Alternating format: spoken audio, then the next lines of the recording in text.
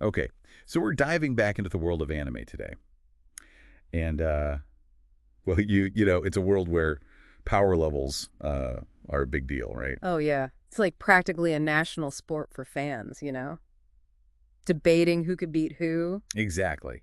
And you sent me some pretty interesting stuff that takes on this question, but like from a whole different angle. Instead of just like this guy versus that guy, it breaks down the very idea of strength in anime. You know what I mean? Yeah, yeah, I see what you mean. Like, what actually makes a character powerful? Is it just brute force, or are there, like, different kinds of strength? Yeah, exactly. That's what this deep dive, what we're going to be looking at today, is all about.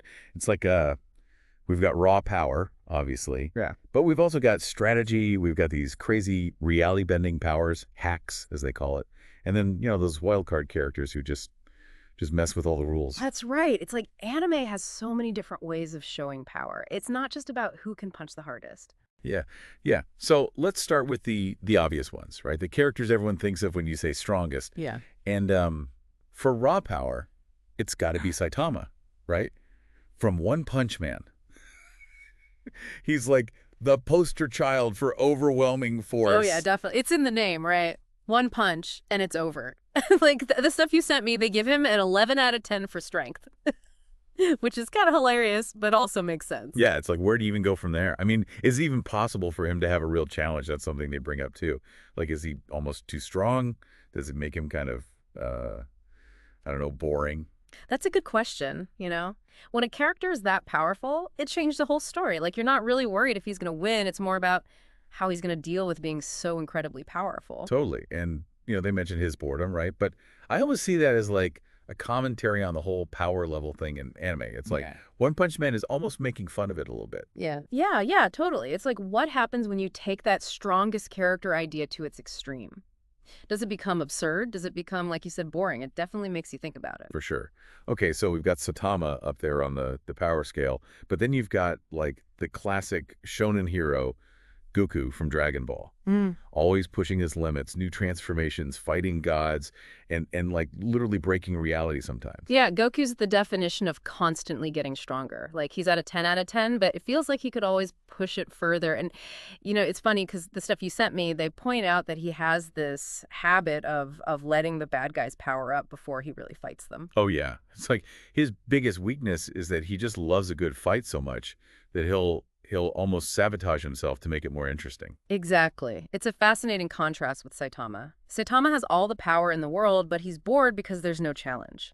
Goku's always looking for a challenge, even if it means he has to make things harder for himself. So it's like maybe true strength isn't just about how much power you have, but how you use it and what you're striving for. Right. It's not just a number. It's about the character's motivations, their personality, their choices.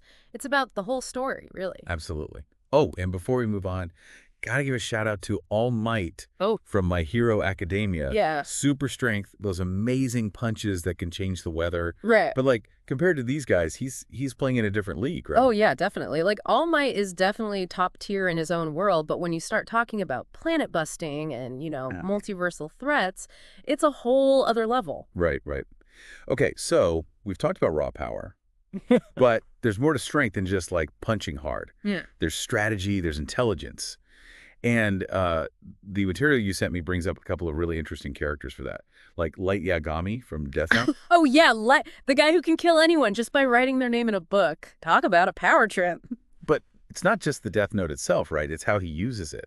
Yeah, yeah. He's like a master manipulator, a strategist. Yeah. They give him a 10 out of 10 for IQ. But here's the thing. He's still just a dude.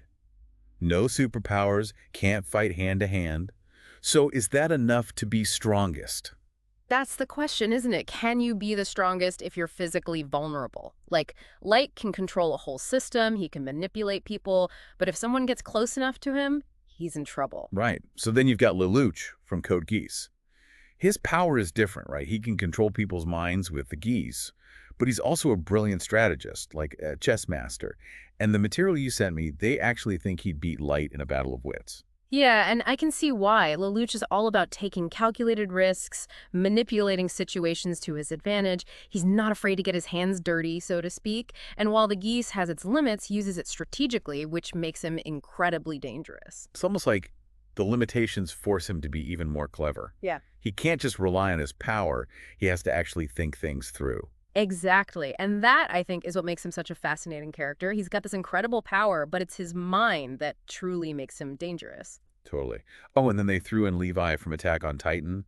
He gets a ridiculous score for agility, like 100 out of 10. Yeah. Which makes you wonder, could someone who's that incredibly fast and skilled, could they actually outmaneuver these masterminds?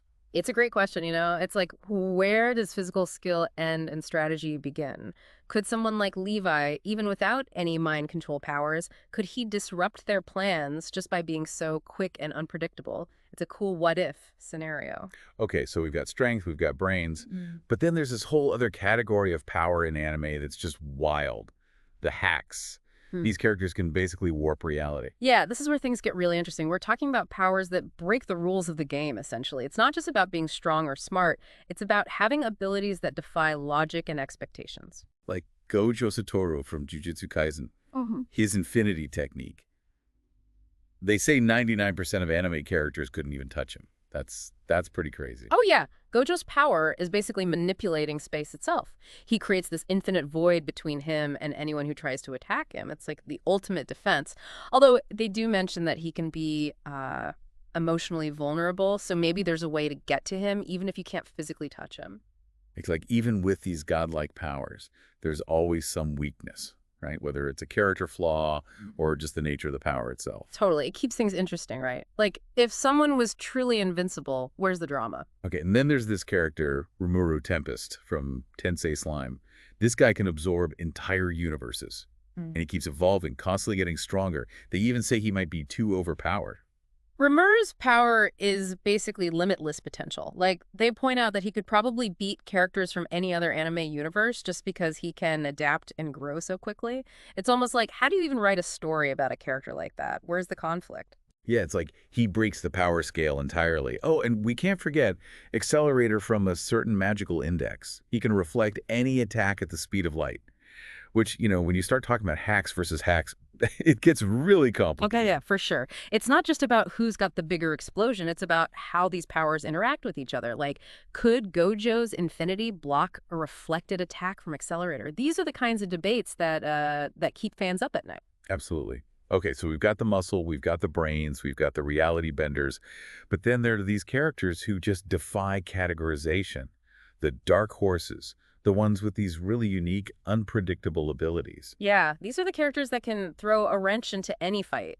They might not be the strongest in a straight-up brawl, but they have these weird, often very specific powers that can completely change the outcome. Like Giorno from JoJo's Bizarre Adventure. His stand, Gold Experience Requiem, can basically just negate anything. It's like, nope, didn't happen. Yeah, Giorno's power is basically reality manipulation. He can rewrite cause and effect. So if you try to punch him, he can make it so you never threw the punch in the first place. It's pretty broken. No to your existence. Yeah. It's like the ultimate get-out-of-jail-free card. Although they do mention that it takes time to activate. So he's vulnerable before he can get GER going. Right, right. That's the trade-off. It's not like he's invincible from the start. He has to survive long enough to use his power, but once it's active, it's pretty much game over. Okay, and then there's Alucard from Hellsing. Immortal, an army of souls at his command. And he seems to really enjoy making his opponents suffer. It's pretty dark. Alucard's a fascinating character. Like, his immortality isn't just about healing quickly or anything like that. It's tied to this whole Schrodinger's cat thing where he exists everywhere and nowhere at the same time. Yeah, it's a bit mind-bending. But basically, they say he can't die unless he wants to, which is a whole other level of immortality. It's like he's not just immune to damage, he's beyond the concept of death itself, unless he chooses to let go. Okay, so after going through all of this, all these different kinds of power, the stuff you sent me, they actually came up with a top 5 strongest anime characters.